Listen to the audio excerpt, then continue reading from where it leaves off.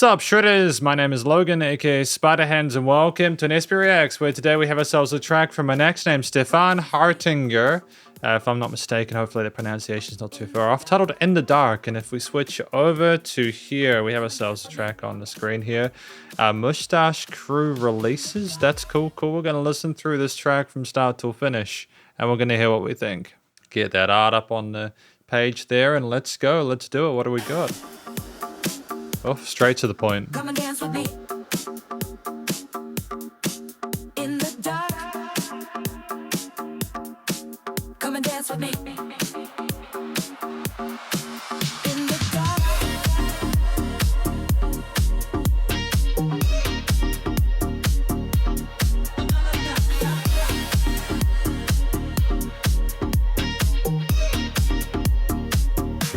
Ooh, yeah.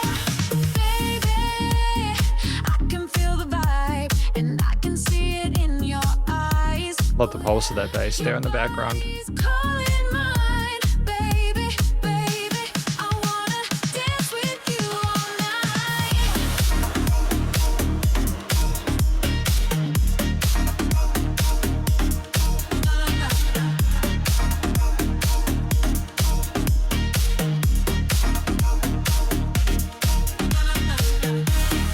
Great, now holding it to the vocal chops there.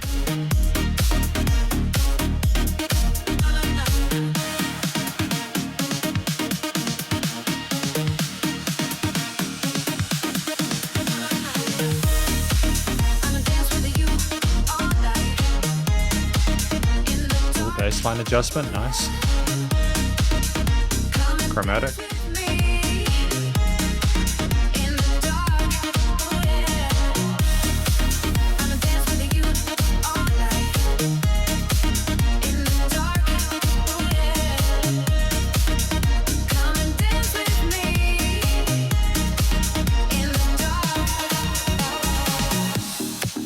Okay, cool.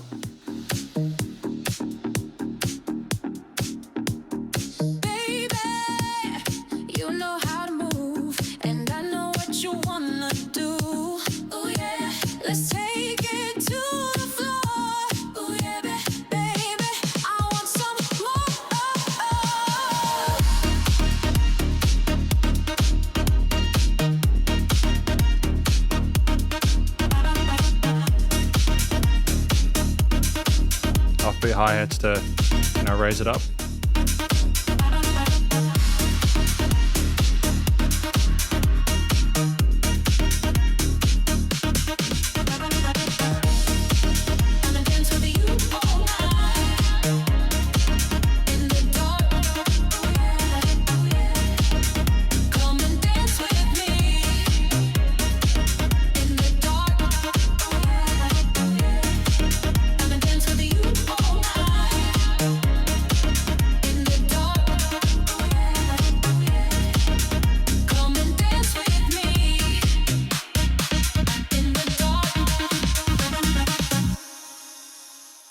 Okay, so that was In the Dark from Stefan Hartinger, if I'm not mistaken. If we go big, we're going to talk about this track more in the conclusion. Because welcome to the conclusion of my review of this track from an act named Stefan Hartinger titled In the Dark. Now, first of all, what do we think this track is about? I think this track is about a woman inviting someone else to go and dance with them in the dark and kind of get lost in that universe, that galaxy, that environment there, the romanticism of that kind of nightclub vibe. It's cool. It's stellar, it could be festivals, could be anything like that. But ultimately, I just feel like there's a little bit of danger, there's a lot of sensuality to it.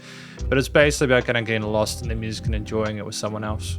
I can feel the vibe and I can see it in your eyes. I think part of what carries this really well is just it's a really competent vocal performance. It's not just that we've got the vocal chops and the other melodic sort of instrumental lead layers as asides in certain parts, both to call and responses or to harmonize, is that we have a lady on the mic who knows what they're doing, comfortable in their hidden chest voice and just very sort of like proficient at communicating, and it meets the production quality of the song itself in terms of mixing and mastering, whilst also the actual compositional song and quality of the music aside. I think that to kind of make it sort of charismatic and energetic and interesting, kind of matches the feel of it. You can kind of imagine someone have a conversation line with like this at the club, and I just feel like it sells it really neatly. You need these things to connect in terms of the expression, emotionality of it, and you need there to be a bit of excitement in the terms of what's being discussed and in terms to match the music again. So I think ultimately those things are very well connected, and not like an all the time thing. There are occasional harmonies to sort of accelerate, put it on the sides, etc. But a lot of the time the vocalist sort of steps out to allow the music itself to take foot, to have their little drop sections, and if there are chops, they're secondary to the pulse of the bass and drums. So we're well placed as well and considerate of our surroundings. I think there's also just a lot of really interesting tones and textures within this. There are a couple of fundamental chord progressions and bass lines, and there are adjustments and occasional chromatics there outside of the diatonics of the major and minor scale that make it a bit more interesting. And they're not just provided at the start, there's development throughout, but it's about the sound of those different synths, the sequence, the pulses, how they're represented in the stereo field on the sides there, how the kick sidechain, how the versatile snare cymbal and kick patterns sort of coalesce in amongst it. Use of the offbeat high open hi-hats to be able to sort of further increase the intensity of it and add adjustment in that sort of mid to upper range as well, as providing an interesting offbeat accent in the overall sort of like atmosphere and ambience of it. It's not just focusing on the quarters, the eighths and 16ths are represented too. And I even like the fact that we play around, I suppose this is more of a post-production thing, but in that sort of like 1 minute 48 mark where we allow the drums to be filtered, but they've still got a bit of edge and sizzle to them, you know.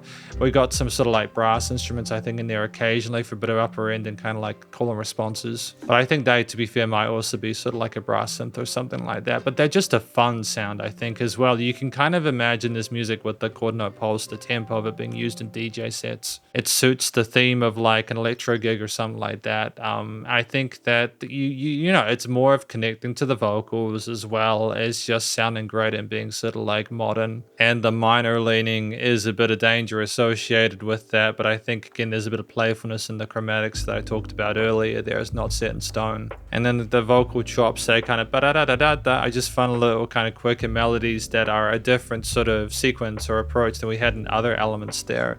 And sometimes they're more dominant, and it kind of takes your attention away from like the hypnotic pulse again of the drum and bass parts, and it's ultimately quite satisfying how much diversity there is within it. But I think ultimately it's just the studio production, recording, mixing, mastering is the final thing of note here, because you talk about like 3 things in these sort of like videos.